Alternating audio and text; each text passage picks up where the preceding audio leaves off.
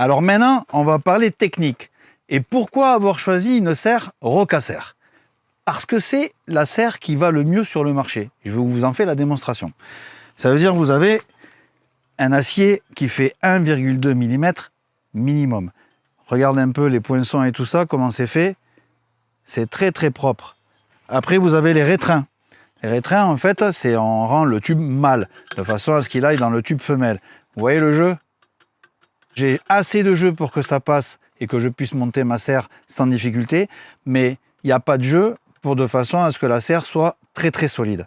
Et en plus, c'est boulonné. Ça veut dire que, quel que soit l'endroit où, par exemple, il y a une intersection, entre par exemple les arceaux et les barres horizontales, ben vous avez un boulon. Ce qui veut dire qu'il n'y a pas plus costaud. Quand je sais qu'il y en a certains qui mettent des vis autoforeuses, ça me fait doucement rire. Voilà. Après, dans les arceaux, comme vous voyez là dans l'usine, on fait tout nous-mêmes.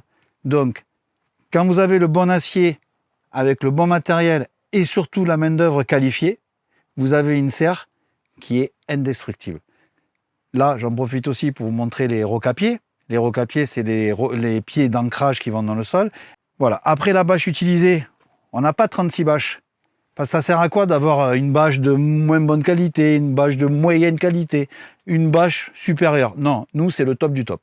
Ça veut dire que c'est une bâche diffusante en 200 microns, 5 couches. Je ne sais pas si vous imaginez, sur cette épaisseur, on arrive à mettre 5 couches.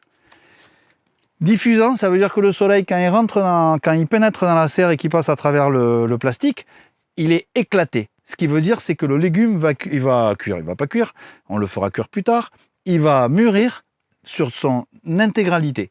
Venez voir. Allez voir, une tomate par exemple, celle-là qui est un peu cachée avec les feuilles et tout ça, mais regardez, elle est rouge, pareil, de tous les côtés.